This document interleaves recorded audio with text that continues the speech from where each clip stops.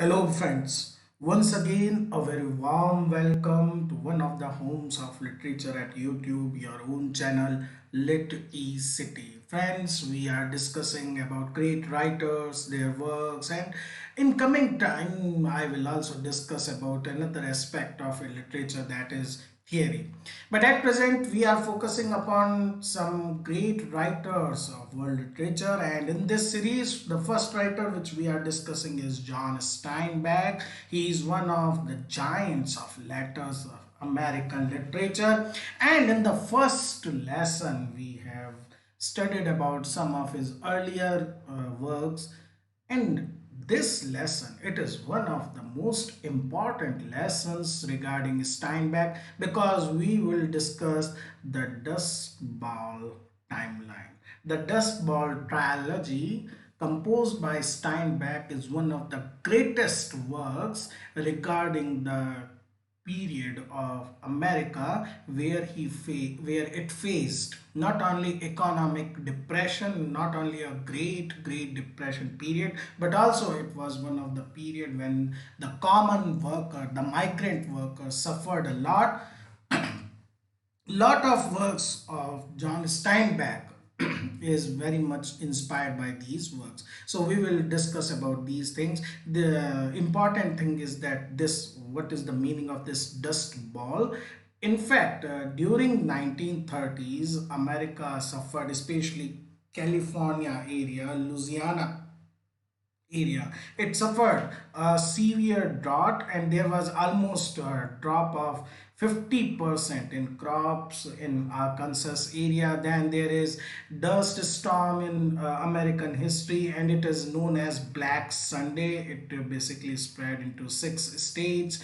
Then the states break their temperature records, and Louisiana experienced 115 consecutive days of 90-degree temperature. All these indicates the very horrible conditions, and at that time the migrant workers had to leave their place and have to look for work at other places. That is why many of economic and personal tragedies happened, and Steinbeck was very much moved by these things, and he composed these three novels: In Dubious Battle, second one Mice and Men, and third one The Grapes of Wrath.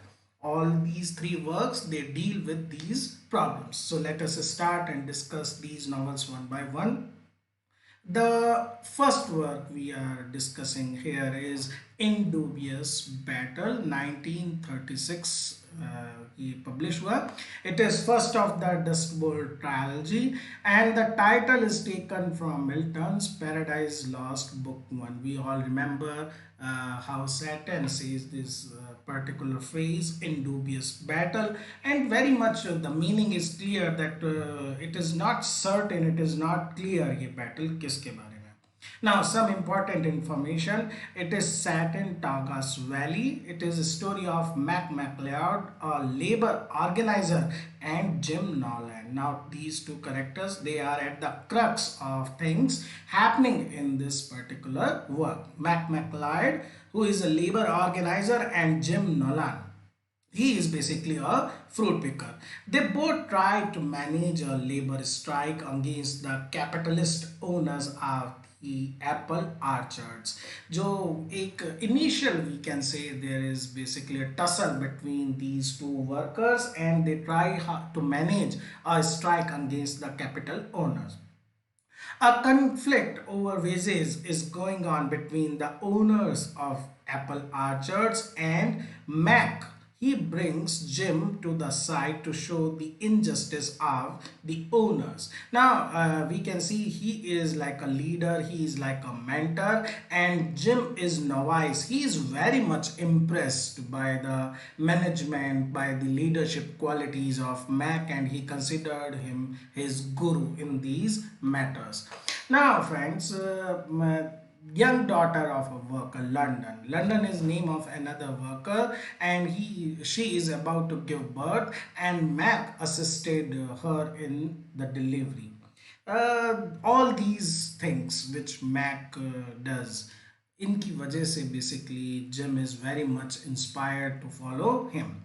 Mac gains influence with the workers. He starts to instigate them for calling a strike for better wages. A typical, we can say, union, worker union versus owners जो एक struggle होता है, जो एक conflict होता है, that is shown very beautifully by स्टाइनबैक.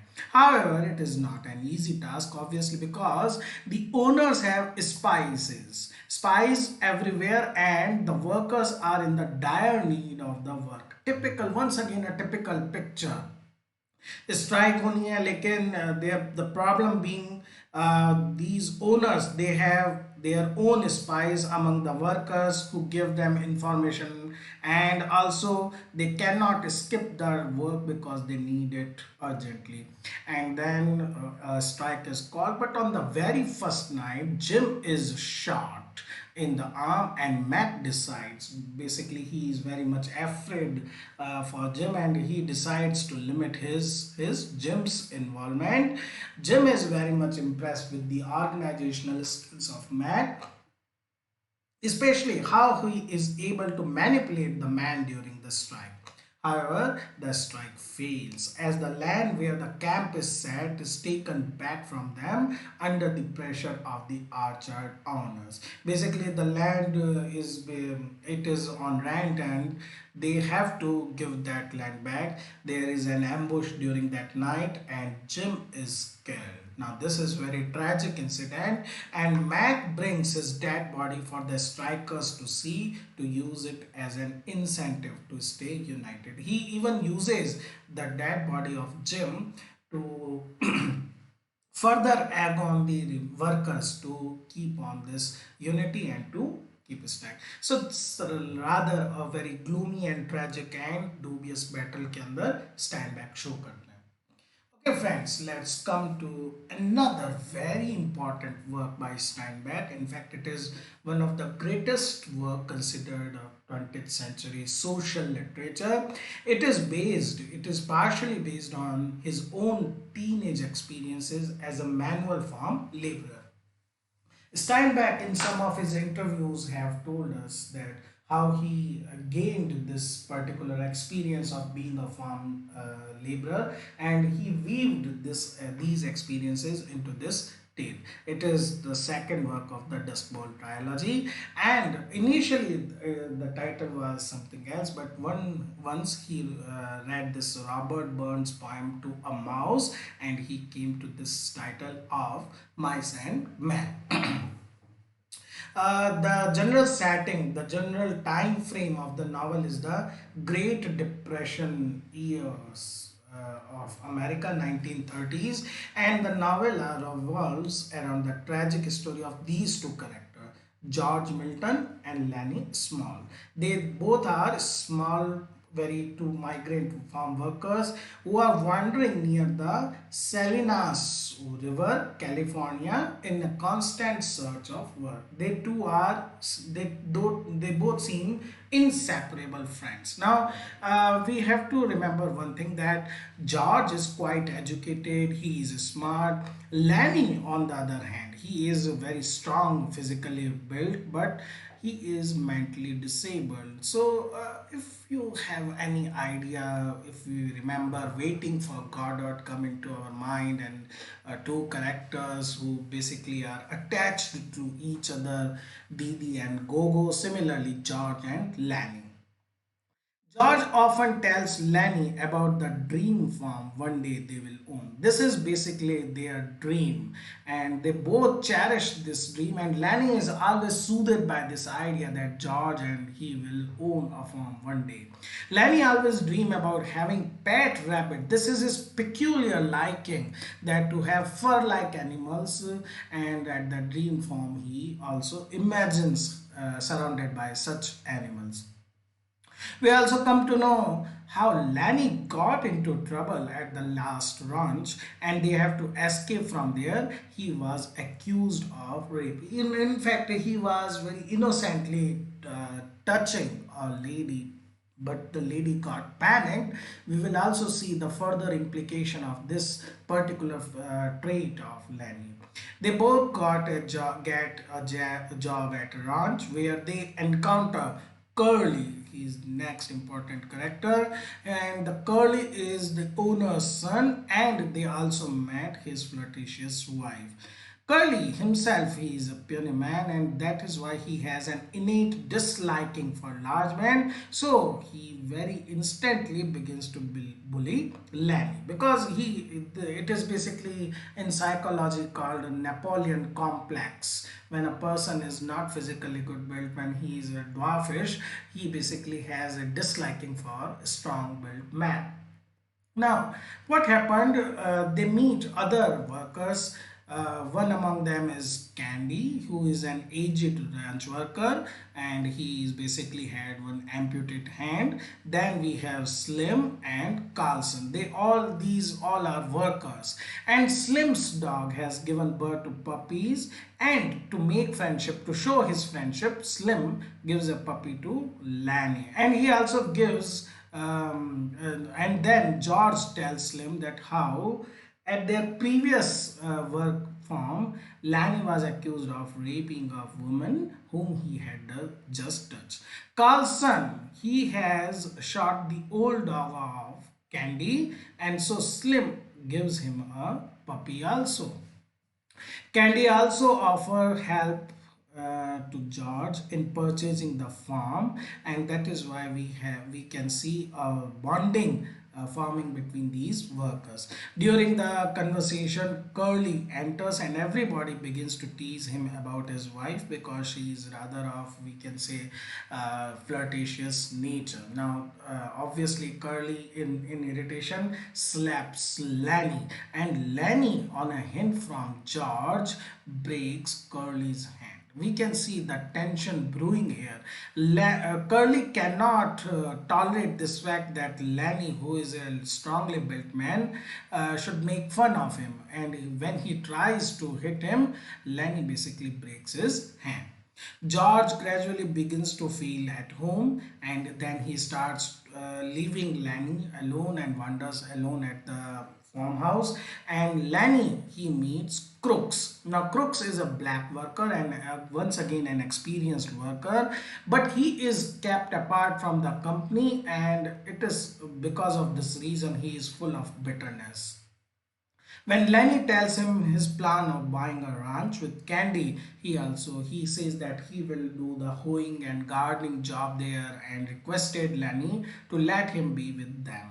When they are thus discussing things, Lanny's wife comes here and she starts to flirt with them. Especially she basically starts flirting with Lanny too. Now, soon after, one afternoon, when Lanny is sitting alone and feeling remorse about accidentally killing his puppy, he was basically stroking the puppy, the fur like structure of that animal, and then he has basically wrung the neck. And now, while Curly's wife comes there, she tells of her unfulfilled dream of becoming an actress, and then she allows Lanny to touch her hair. But soon he starts once again considering her a furry creature. He starts pulling her hair hard, and as she resists, she tries to push him away. He inadvertently kills her. This is the, we can say, the most tragic movement of the work. Horrified and panic stricken by his act, obviously he runs and hides at a particular spot which George has instructed him to hide in case of any emergency. Now, Candy informs George about the incident. George knows that their time has come to move away from there. He distracts a crowd that has come in search of Lanny to lynch him, and he reaches the spot and shoots Lanny in the back of head. He knows that Lanny has to die, but he cannot think of any other one killing Lanny. So he himself kills him and shots him. Lanny is basically has an element of shock in his eyes. As the crowd arrives, George says that he has to kill Lanny in his struggle for thus the novel ends, and it moves us look at this innocent Lanny being killed by George, but we can also appreciate George's point of view that he can't tolerate this fact that some other people or crowd lynching his friend. Okay, friends.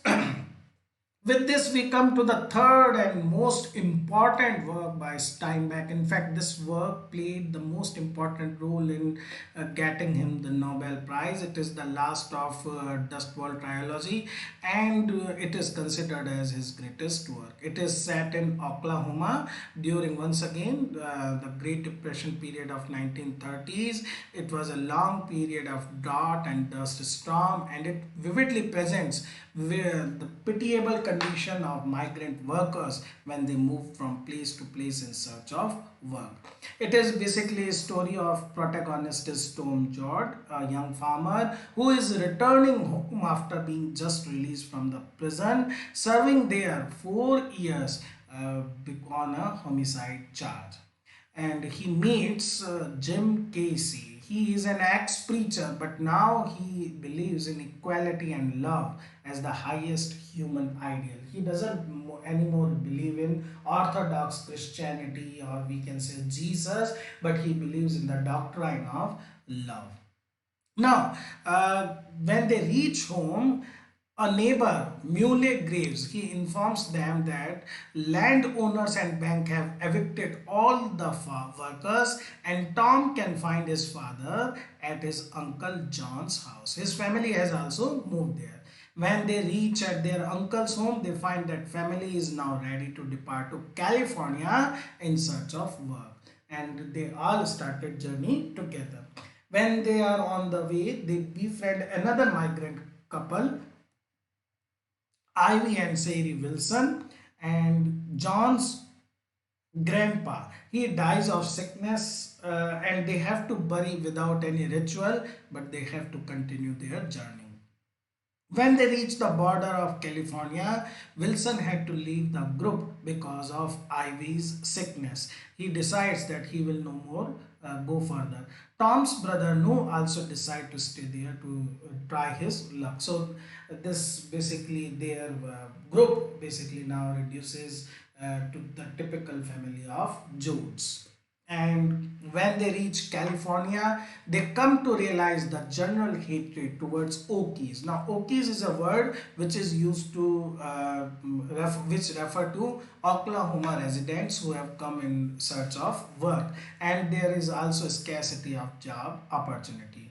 Once again, they travel through a desert, and now it's the number of Tom's grandma who basically dies on the way, and they have to take shelter in a Hooverville camp. Hooverville is temporary made shelter city, we can say जिसको हम चाल बोल सकते हैं, managed, but it is managed by corrupt officials.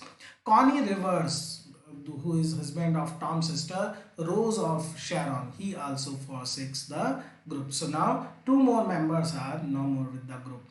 Tom's grandma, because she died, and Connie Rivers, he also leaves for a better job opportunity. There is a tussle between officials and Tom regarding wages, and after which Tom flees and Cassie takes the blame on himself. He doesn't want Tom to get into trouble, and he takes the blame on himself, and he gets arrested. The Jodes now take shelter in a government run camp which is much better managed, and here Tom finds some work. Tom discovers the Farmer Association is planning a riot in the upcoming social dance program, and it will force the official to close the camps, and the bargain power of workers will once again reduce. लेकिन Tom जो होता है he averted this coup and the camp is saved. Not able to find any job, the Joe starts work at peach picking site. While other workers are on the strike, they decide to work at quite a lower wage. And Tom discovers that it is the Casey, his friend Casey, who is behind the strike. And as he joins them, the police attacks the crowd. An officer kills Casey with a pickaxe. Infuriated, Tom kills the officer and he runs away. The Jodes now start working at cotton picking and share an empty boxcar with another family, the Wainwrights. ये जो Wainwrights हैं ये भी उसी boxcar के अंदर रहते हैं and they allow the Jodes family to live with them. And while Tom hides in a nearby wilderness because he cannot come into open life. The family is comfortable for for a period. They earn enough to eat meal daily, and Ma provides food to the cave hidden Tom. Soon Tom has to flee from there as he does not want to risk his family. And Tom's younger brother Al, he gets engaged to 16-year-old Agnes, who is basically daughter of the Wainwrights. The day when George are about to take Rose, who is pregnant and she is in labor pains, to the hospital for the delivery, a torrential rain comes and prevents them. Rose gives birth to a stillborn child, and the Jode family decides to leave the boxcar. It's a setback. Rose gives birth to a dead child. Elle stays back with the Wainwrights and they move. When they take shelter in a deserted barn, they see a young boy with a starving old man. Filled with humane pity, Rose offers the old man her breast to feed upon. It's a classical image. It is one of the greatest image of world literature. How Rose is offering her breast milk to the old man who is starving to death. The rest of the family leaves as Rose feeds the old man from her breast. With this great positive, with this great humanitarian image, Steinbeck ends the novel as if he is trying to give the message that how we have to depend upon our love for humanity for any kind of further development. So basically, friends, these are some of the great novels, especially his middle phase. These three novels contributed in the great success of Steinbeck and also earned him the Nobel Prize.